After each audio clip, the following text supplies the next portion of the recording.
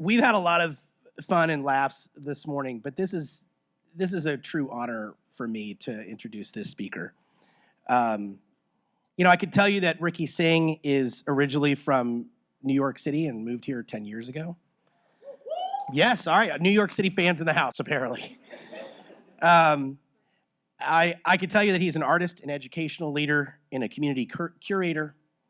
I could tell you he's a founding leader at the Lab School and co-founder of the Lab Upper School, which is across the street-ish from Lenny Boy Brewing. And if you haven't been there, arrange a tour. It's an amazing place where it really gives you a lot of hope about the future of our students. And I could tell you that he is one of the co-founders of the Beatty Ford Strong Mural Project, which in the wake of a deadly shooting, Ricky mobilized along with other artists, creatives to bring hope and something to be proud about on the Beatty Ford corridor. But what am really excited to introduce you to about Ricky is that this is a man where the time for him is always now. So if it's 5 o'clock somewhere, according to Jimmy Buffett, it's always now o'clock on Ricky's watch. Because when you ask him to do something and there's an opportunity to create, he says yes. And this is one of those interesting, critical things about life. Matt and I have learned through doing this work that when you stand up, people reach out to you. And you have a choice of whether you're going to reach back, you're whether you're going to say yes, whether you're going to make the time.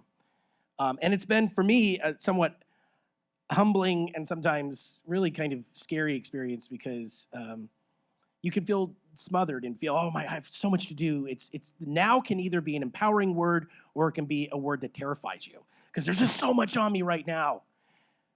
But there's time. With Ricky, he reached out to Matt and I for a while, and it was at a very busy time, and I made excuses. I'm just going to say right now, where is Ricky? He's right there. I made excuses. I'll get with him. And finally, I was like, this guy keeps calling, keeps wanting to reach out to us. Let me just talk to him. And that phone call was something that changed some of the direction of my life and established a friendship. It took a second to do, but I put it off for so long. And I've learned from Ricky to say yes. That when people reach out and say, I just want to give you a second of my time, they have something to tell you. The universe is trying to say, make the time. Give them the time. Give them an ear. And that's what Ricky does for so many people. And for us at Charlotte as Creative, and for me personally, when we have a crazy idea, like we have one this week, that has not as much budget as it should, and very little time, we were like, who do we want to call? And many of those people are in the room. William McNeely, Coach McNeely was one of them. Ricky Singh was another, because we know he'll say yes. We know he will pour himself into it. We know that he will give more than he gets. And we know that he will take this precious thing that we have called now, which is all we can bank on. We just have right now. We don't know what happens tomorrow. So when an opportunity presents itself, you say yes, you make the best of it, you bring people along on the journey, and you make your community better. And that is what Ricky Singh is all about, and we are damn lucky to have him in our community. And I'm damn lucky to have him as my friend. So Ricky, get up here and spill your wisdom. Ricky Singh, everybody.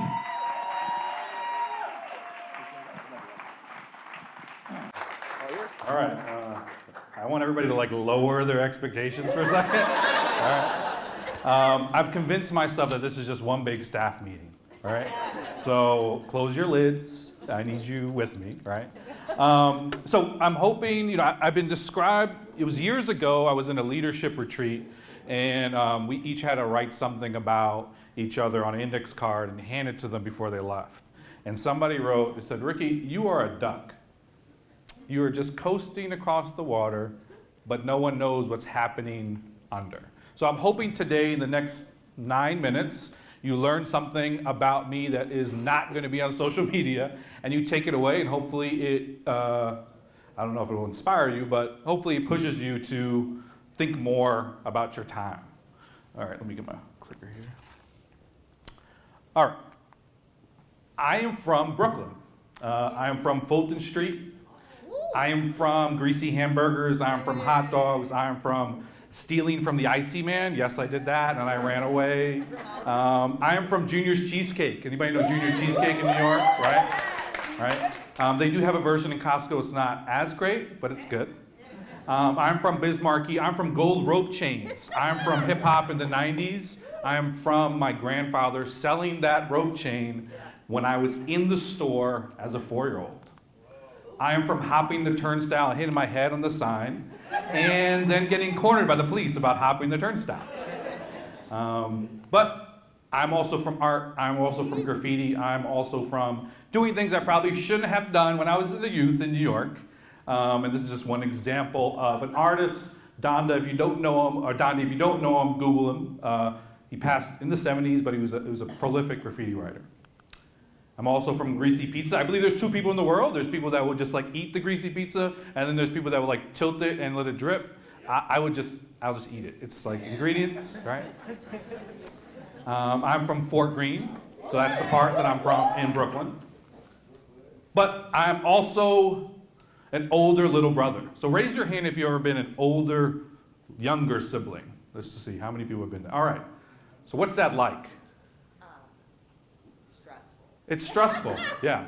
Okay, so we're gonna go like down for a moment, and then we're gonna go back up, all right? So this is my brother. He's not here anymore, but he passed in 2005. And I froze. Everything stopped. Every part of who I thought I was as a person stopped. I put down the spray can, I put down the paintbrush, everything stopped. I came home, I got a job, and I was working, 16-hour days, and I became someone that I didn't know. This was actually my first art exhibition flyer. Somehow I found it in 2005. It was a nice little artifact for my kids. But that was it. That was the last time I've ever done anything, was in 2005. And he passed in 2005, so not 3 months after. And then I met my wife. All right, so she's up top, and I know this is a really old photo that I did not get permission to share. But we all know the impact of a significant other, right? And when I met my wife, she flat out told me the first day, she said, "This is not gonna work. You're working 16 hours, like this is just not gonna happen." And I was fine with that because I wasn't who I thought I was supposed to be. This is my family, and these are my kids. But my family is really like this. That is really what my family is, right? I'm on my phone checking emails from Tim, and EJ's looking at me. Somebody slapped someone in the head. It's what it is. But I kind of go through these points to explain that, like, even in this moment, I was still frozen. So, like, don't get it misconstrued. Like, I was still frozen. I was growing as an individual, right? I realized that my purpose was to be the best father I can be for my boys, but I still was frozen. And you all have those moments where you wake up at 3 a.m., right? And I would wake up at 3 a.m. and I would have those moments of questions and regrets. What if my brother didn't pass? What if I never came home? What if I pushed myself to continue in the hobbies or parts of me that I thought should have been there? Why did I go in education, right? Why didn't I go to law school? Anybody have those moments at 3 a.m. where you raise your hand? Yeah? All right. And again, I was a professional. I had children, right? And then I would go to work. So this is Charlotte Lab School logo. If you don't know, Charlotte Lab School is a good plug. It's a great charter school. It's something I pour my heart and soul into. But I'd get up and go to work at 6 a.m., right? And keep churning, right? You keep churning away. And the love and passion I have for youth, especially Charlotte youth, helps to drive that. And then this happened. Anybody remember this? It just happened, right? And I remember vividly, it was really funny because we had a student versus staff basketball game. And we had like 600 people in this gym in Friendship on the west side of Charlotte. And then the next day we were closed, right? And everything, when this happened, how many people felt like they were just working all the time? All the time. It just like there was no schedule. You just were constantly working, trying to figure out your way. So I think what ended up happening was I found it more random opportunities and times, all right? So I'd find these times where I would start to get on my iPad and start to dibble and dabble with sketching. And this is 2020. And then I remember, anybody know this man? Raise your hand if you know this man. So this is Alvin Jacobs. If you don't know him today, make sure you know him when you leave here. So he is I think, the easiest way to explain it is he's a photographer, but I think what he tries to capture is justice through vision. And I remember through the wake of all of the moments that may be hard for us to recollect, he was traveling to Kenosha, Washington. He was traveling around capturing these photos of what was happening in our country during a time where we were all watching it on TV or living through it. And I remember talking to him, and he kept on sending me these photos. And I took those photos when I'm up at 3 a.m. and instead of sitting there and thinking about what I have to do in the morning, right, because I was already overworking, I started sketching on them. I started drawing. I started sending him stuff back. And he called me one day and said, "Is this yours?" And I said, "Yeah, I'm like finding these random moments. I'm just, getting back into it." And then I met this person. So this is Denier Davis. She's an amazing artist. And she had a project with Charlotte Art League through the wake of the Black Lives Matter movement called Building Bridges. And she reached out to me and said, "We got this project. Alvin said you're doing some stuff. Why don't you come out?" And I remember it being sort of like the end of the school year. And I said yes, right? I said, sure. I felt more confident kind of going back into it. And if you don't know about the Building Bridges movement, it basically took the wooden panels that were boarded up uptown and created this string of murals along the Black Lives Matter kind of road. And that's how it started, right? So this is a picture of me painting one of those boards, 15 years later, right?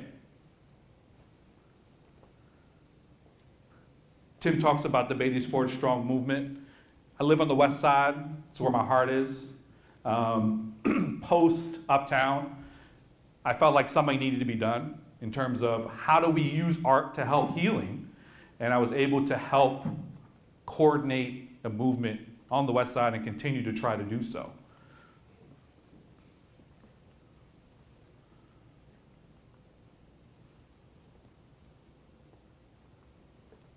So what does this all mean? What am I trying to say? I'm trying to say this. I can sit here and think about the 15 years that you might have lost, or I was frozen, right?